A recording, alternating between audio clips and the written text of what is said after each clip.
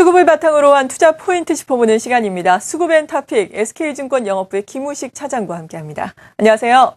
안녕하십니까. 네, 오늘의 수급 포인트 바로 알려주시죠. 예, 오늘 수급 포인트 바로 말씀드리겠습니다. 관망이라는 표현을 썼는데요.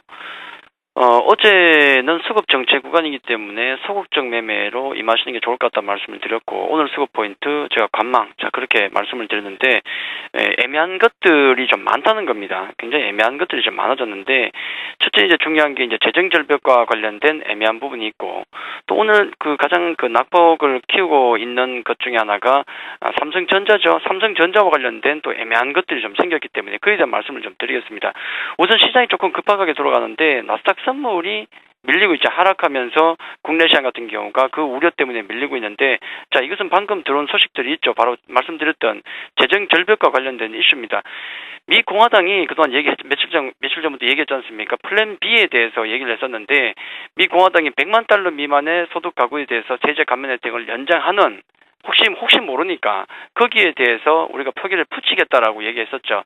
근데 지금 나온 소식에 의하면은 그게 철회가 됐습니다. 뭐 두 가지 이유가 있겠죠. 우선은 하원 통과 가능성에 대해서도 좀 고민을 했을 것이고, 특히나 통과해도 민주당이 장악하고 있는 상원에서 부결 가능성이 높았기 때문에 아마 철회를 하지 않았을까 하는 생각이 듭니다. 자, 이 부분은 크리스마스 지나고 그 이후에 다시 어떻게 하겠다, 소식이 이렇게 전해지는 것 같은데요.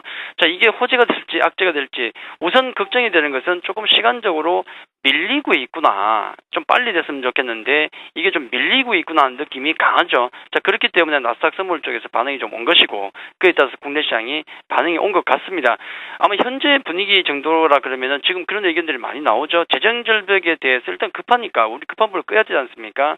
일단 그 급한 불을 끄기 위해서, 그 리스크를 피하기 위해서 양당이 어떤 부분적인 합의를 좀 하고, 대충 좀 부분적인 위험 큰 것만 좀 합의를 하고 내년으로 넘기지 않을까라는 어떤 의견도 있는 것 같아요. 지금 보니까.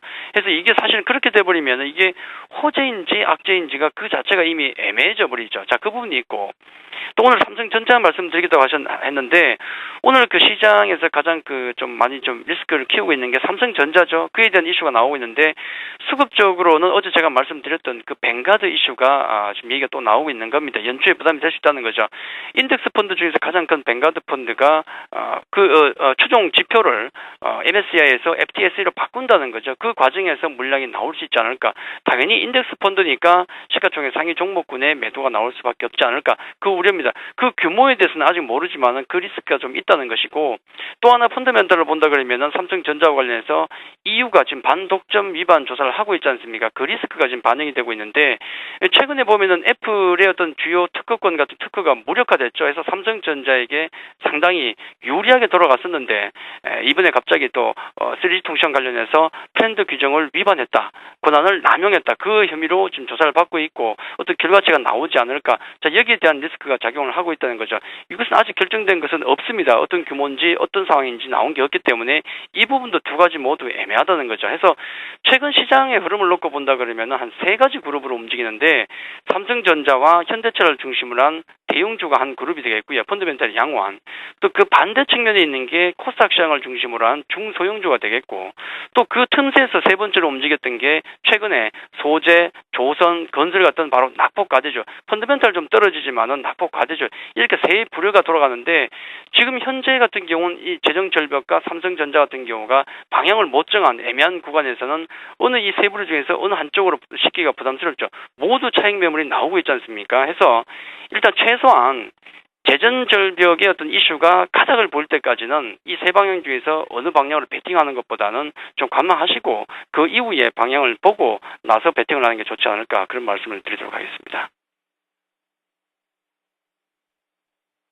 지켜보자라고 말씀을 해주셨습니다. 지금 외국인과 기관도 양매수가 들어오고 있지만 거의 규모는 적어서 지켜보는 수준이 아닐까 싶습니다. 업종별로 보더라도 거의 비슷한 양상인데요. 외국인과 기관의 매매 동향 묶어서 설명을 해주시죠. 예, 외국인과 기관 같은 경우 모두 매수세가 지금 들어오고 있죠. 숫자적으로는 좋은데 외국인들 같은 경우는 매수 규모가 좀 작다는 점이 아쉽고, 기관 같은 경우는 매수지만은 투신권의 환매에 의한 매도가 계속 나오고 있는 상황, 또 프로그램 매수밖에 없더라는 거죠. 해서 매수는 들어오는데 그 규모나 질적인 면에서 조금 떨어진다는 말씀을 드리겠고요. 자, 외국인들 같은 경우는 오늘 전기전자의 매도 최근에 좀 나오고 있는데, 삼성전자의 매도가 좀 나오고 있죠. 철강 건설 매도, 서비스 금융, 전기, 가스, 화학 등의 매수가 들어오는데 종목을 놓고 보면은 외국인 매수 종목이 한국전력, 이건 지금 그 이슈가 있는 것이고요.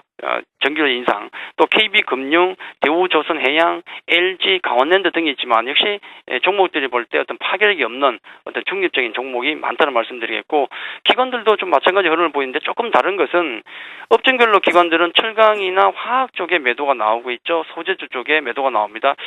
쉽죠. 일단은 좀 초세를 좀 보셔야 되겠고, 반면에 이제 외국인이 전기전자 매도가 나오다 보니까 전기전자 쪽에 매수가 기관들이 붙어 있습니다. 전기전자, 금융, 운수, 장비, 전기, 가스 등등 매수가 들어오고 있는데, 종목을 놓고 보더라도 삼성전자 외국인들 공세가 시작되니까 받아주고 있죠. 삼성전자, LG전자 매수가 들어오고 있고요. 그 외 종목 보시면은 KT, 한국전력, 우리금융에서 상당히 소극적인, 역시 투신권의 환매가 시장을 좀 주도하고 있는 국면이 아닌가, 그렇게 말씀을 드리겠습니다.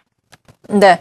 그렇다면은 앞서서 조금 기다려보자라고 말씀을 해주셨는데, 기다리면서도 어떤 종목군에 관심을 가지면은 그래도 좋을지 투자 전략 제시를 해주시죠. 그렇죠. 전략 자체는 크게 변동될 게 없습니다. 아직은 세 부류 중에 어느 방향으로 갈지는 모르겠지만 일단 투신권 종목은 경계해야 된다. 이건 뭐 어쩔 수가 없는 것이고요. 또 중대형주 쪽이 아직은 맞을 것 같습니다. 또 소극적인 매매 구간이라고 해서 그냥 붙지 마시고 밀릴 때 관심을 가지자 말씀을 드리는데, 재정 절벽 어떻게 될지 아직 모릅니다만은 이 부분 같은 경우는 어떤 방법으로든 통과된다라고 우리는 보고 있죠. 자, 그렇게 확신을 가진다 그러면은 제가 말씀드렸던 몇 개 종목군들 중심으로 해서 펀드멘탈에 괜찮은 종목들 급락이 나올 때는 일단 부분적으로 관심을 좀 가져도 되지 않을까. 일단 그런 부분에 있어서 소극적인 매매 구간이다. 그렇게만 말씀드리겠습니다. 네, 지금까지 SK증권 영업부의 김우식 차장이었습니다. 감사합니다.